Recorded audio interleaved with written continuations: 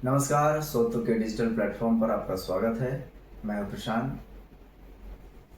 4 दिनों तक चले संघर्ष के बाद, सैन्य अभियान के बाद आखिरकार भारत की शर्तों पर भारत और पाकिस्तान दोनों देश युद्ध विराम की घोषणा कर चुके हैं। तो जो सैन्य संघर्ष जारी था, उधर से पाकिस्तान के हमले जारी थे, वो रुक गया है। इस मामले को लेकर भारत के रक्षा मंत्रालय और विदेश मंत्रालय ने भी, सेना ने भी प्रेस ब्रीफिंग की है, जिसमें सीजफायर की जानकारी दी है। लेकिन इसमें कुछ शर्तें भी हैं, जैसे कि सबसे बड़ा निर्णय हुआ है कि अगर इसके बाद कोई आतंकी हमला होता है तो उसे युद्ध माना जाएगा। और दूसरी सबसे बड़ी बात की सिंधु जल समझौता जो रद्द करने का था, उस फैसले को भारत ने बरकरार रखा है। इन दोनों साहसिक फैसलों और युद्ध विराम की घोषणा के बारे में आज की चर्चा होगी। हमारे साथ हैं वरिष्ठ पत्रकार सत्यपाल श्रेष्ठ जी। सर, बहुत बहुत स्वागत है आपका। तो युद्ध से किसी का भला नहीं होता है, ये बात तो है ही।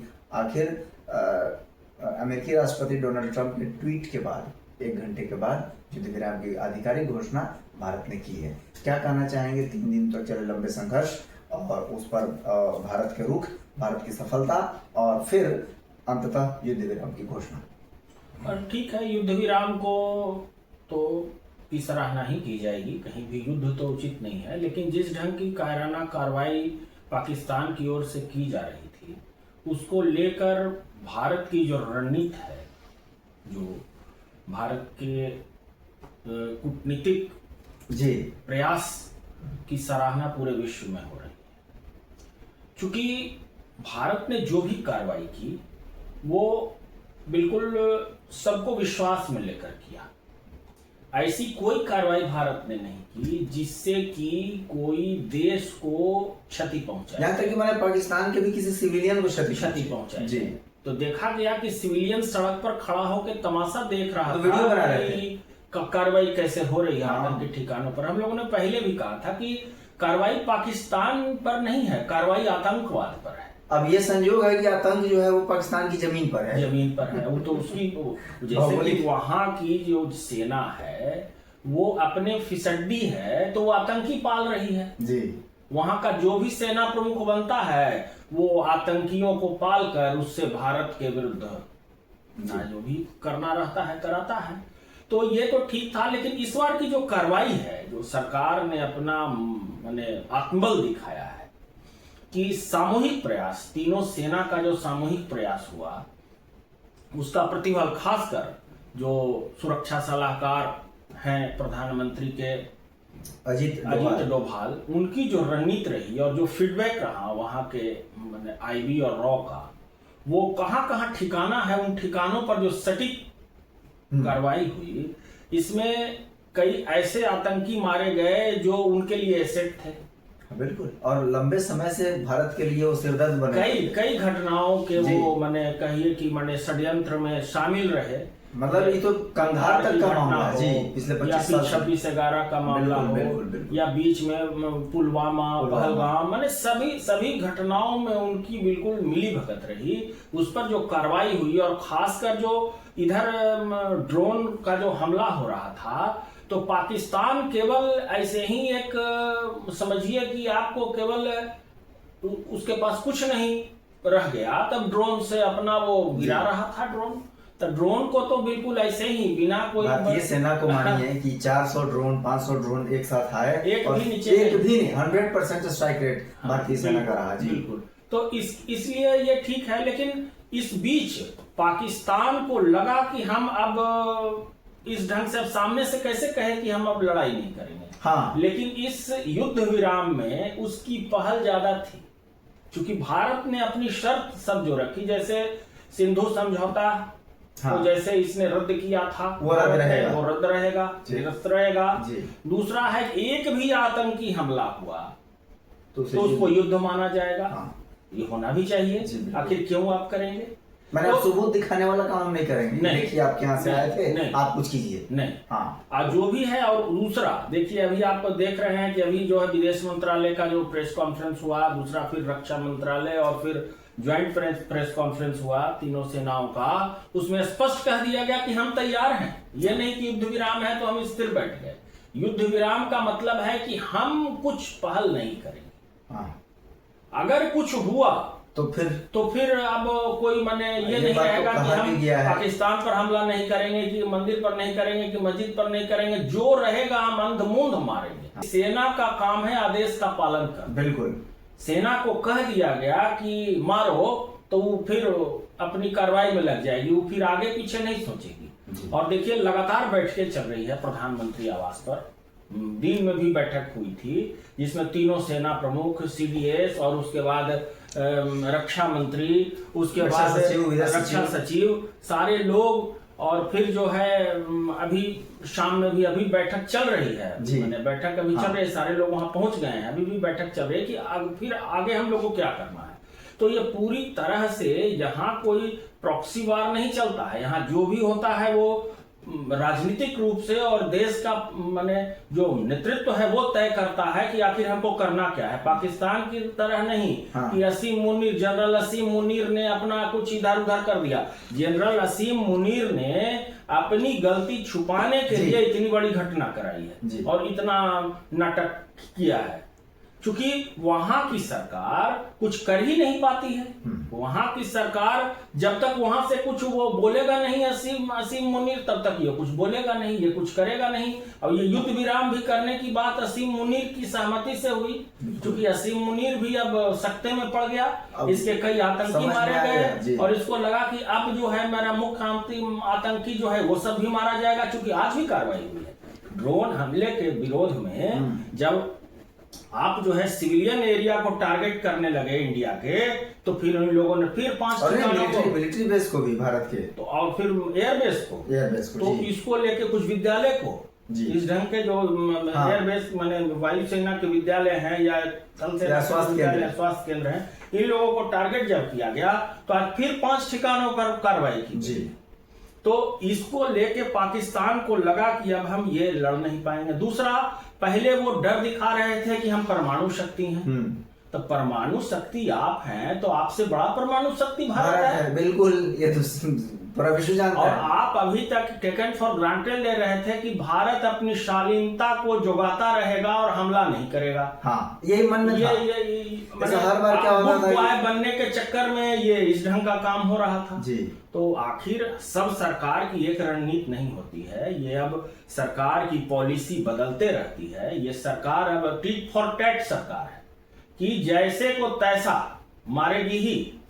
तो पाकिस्तान को लग गया अब कि कहे नहीं दोबारा उस ढंग का हमला कर दिया। जैसे केवल वो अपना ड्रोन मार रहा था, आ जाता बड़ा लेके कि क्या क्या उसके पास मीगा मिराज जो था सब लेके आ जाता। तो क्यों नहीं आ पाए आप?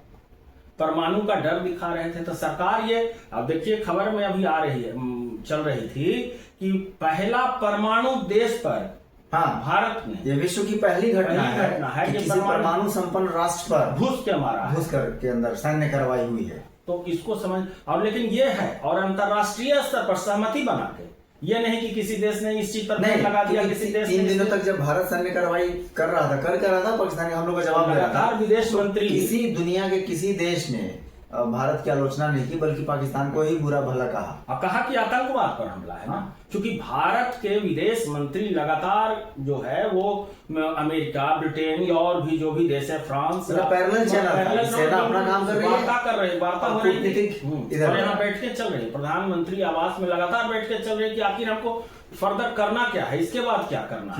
तो एक जो समन्वय दिखा है भारत में, एक जो समन्वय दिखा राजनीतिक और सैन्य स्तर पर, जो समन्वय, जो एक रणनीति और एक कूटनीति बनी, उसी का परिणाम है कि पाकिस्तान को मैंने समझिए कि घुटने टेकने पड़े और युद्ध विराम के लिए पहल करनी पड़ी।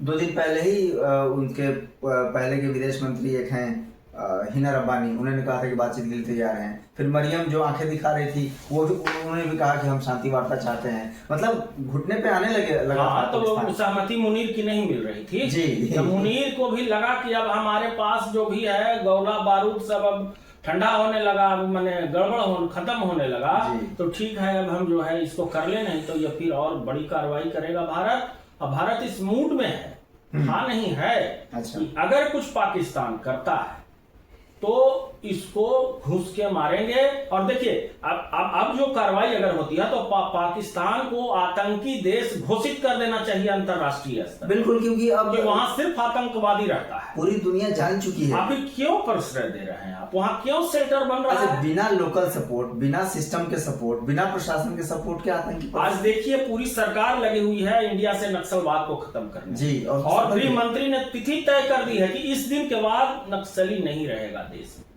मुख्य धारा से जुड़ने का विकल्प दिया जा रहा है या उसको बिल्कुल मारा जा रहा है, चारों तरफ से घेरा जा रहा है। तो ये देश भी अपना नक्सली पालता, तुम पर हमला कराता, लेकिन अपने देश से ये नक्सलवाद खत्म कर रहा है। तुम क्यों नहीं ना आतंकवाद खत्म कर रहे हो? उसको तुम्हारे बिना सहयोग के, पाकिस्तान के बिना सहयोग के आतंकवाद कैसे फल और फूल रहा है?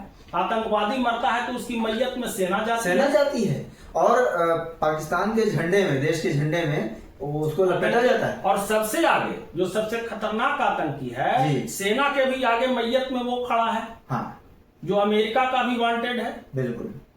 तो ये सोचने की बात है कि आखिर आतंकियों के माध्यम से परोक्ष रूप से ये पाकिस्तान और उसकी सेना, मुख्य रूप से वहां शासन सेना कर रही है, तो सेना का जो भी बनता है सेना प्रमुख, वो जो भी रहे, परवेज मुशर्रफ रहे कि असीम मुनीर रहे, जो भी बनता है वो पूरी तरह से देश को कब्जे में ले लेगा। और सबसे बड़ी आज देखिए अखबारों में खबर है कि अपने सगे संबंधियों को सब जगह सेट किए हुए है मुनीर जी।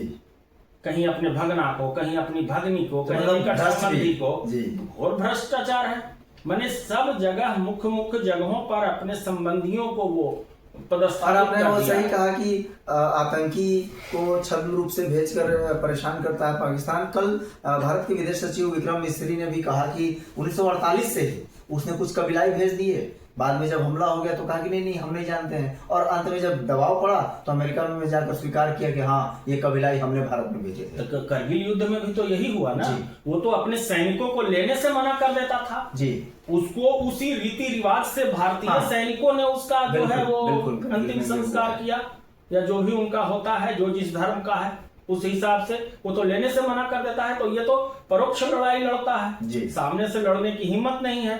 तुम युद्ध की घोषणा करके युद्ध करो, आतंकी भेजते हो तुम। अब बताइए, निर्मम लोगों को मार दिया।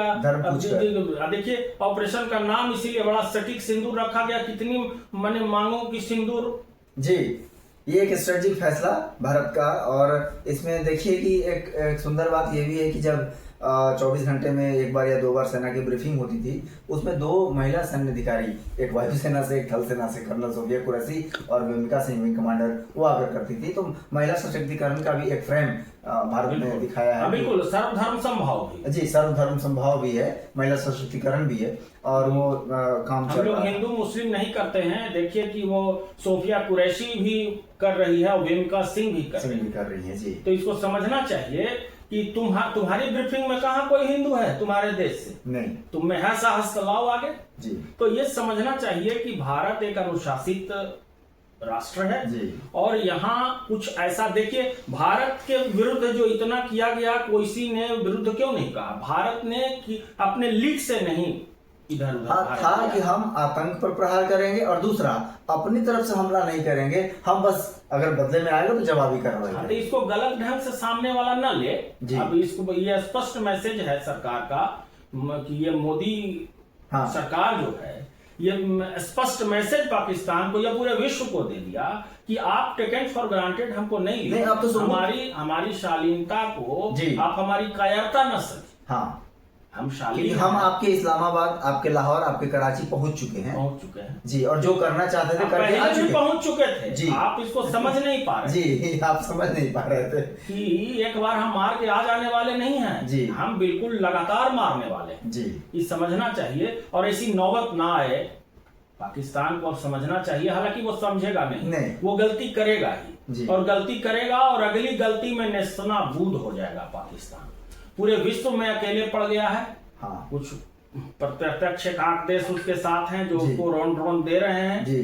चीन कुछ अपना चाह रहा है, चीन को लोग पाकिस्तान की भूमि से है, बिल्कुल पाकिस्तान से कोई प्रेम नहीं है। जब पाकिस्तान हारने लगेगा तो चीन भी किनारे कर लेगा। उसको केवल उसकी जमीन प्रिय है, बिल्कुल। उसको पाकिस्तानी प्रिय नहीं है। इस बात को पाकिस्तान समझ रहा है या ना समझ बना हुआ है। बिल्कुल। उसको है कि जाए हम यहाँ अपना कब्जा कर।